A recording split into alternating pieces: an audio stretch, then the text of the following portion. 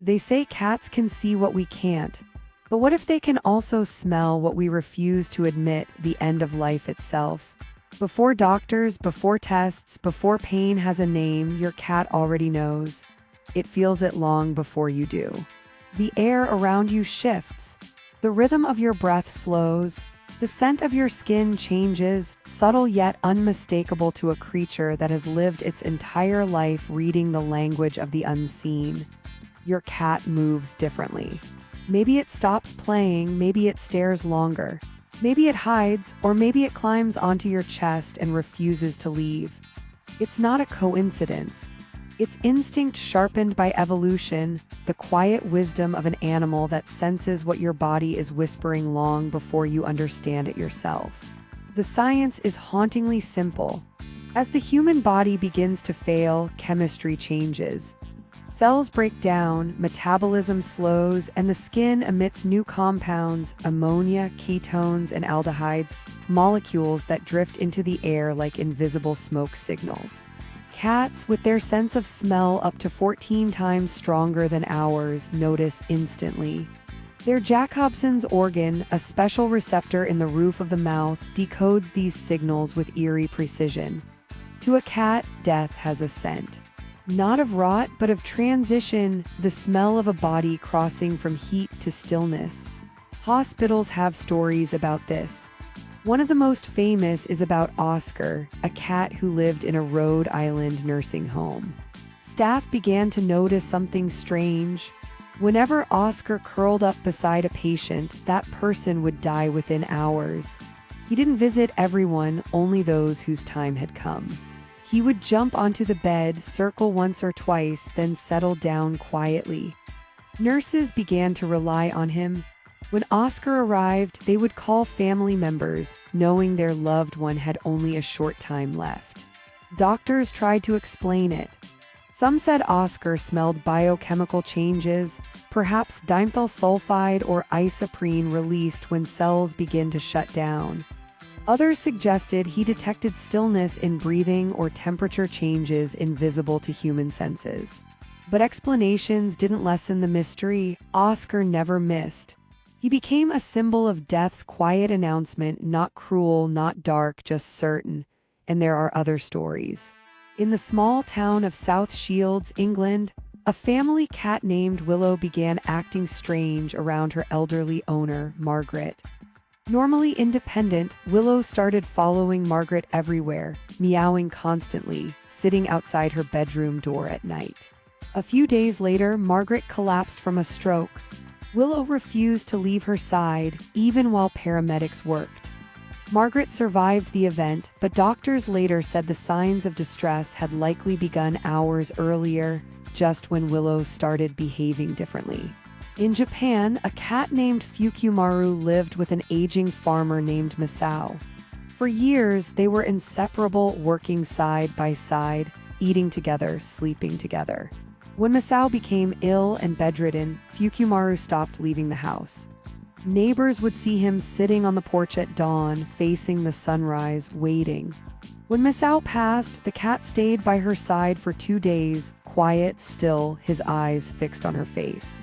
Local monks later said that cats like Fukumaru are considered Tama no Michibiki, soul guides, beings who sense when it's time to walk someone home. Science explains much, but not everything. The smell of decay, the sound of labored breathing, yes, cats can detect these changes. But something deeper lingers beneath the data. Cats don't run to every dying creature. They choose when to stay, when to leave. Some vanish entirely, as if unable to face what they understand too well. Others stay close, holding their vigil. When cats leave before death, it isn't rejection. In the wild, a sick or dying animal separates itself from the group to protect others. It's instinct. Cats are solitary by nature. They go to die alone, in silence, under bushes, or in dark corners.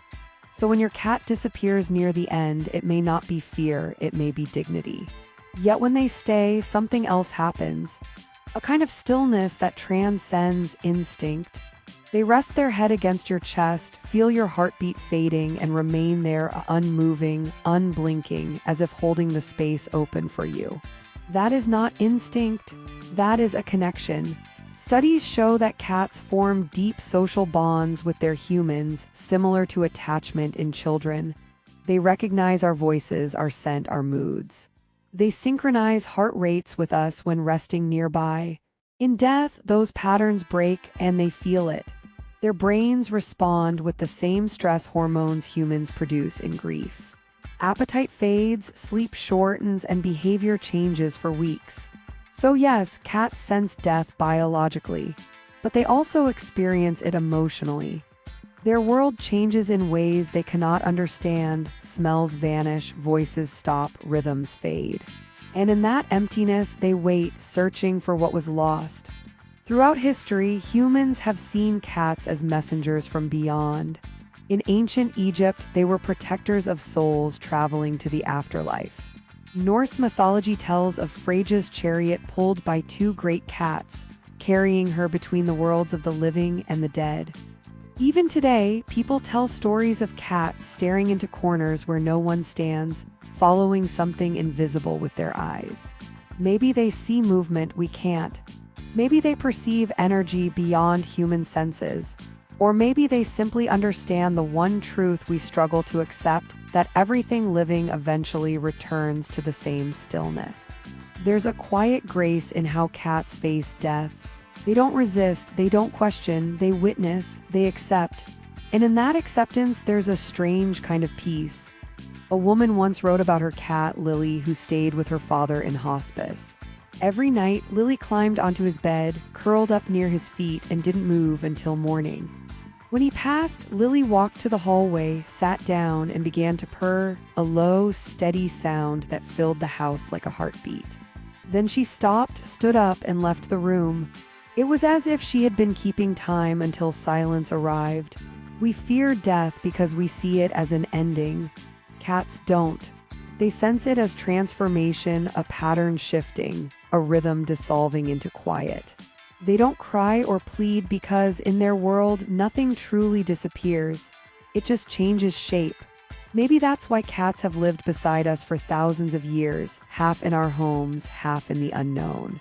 They are guardians of thresholds, between night and day, between affection and independence, between life and whatever comes after.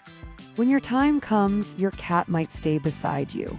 It might curl against your side, its breathing matching yours, its eyes half closed, not afraid but aware.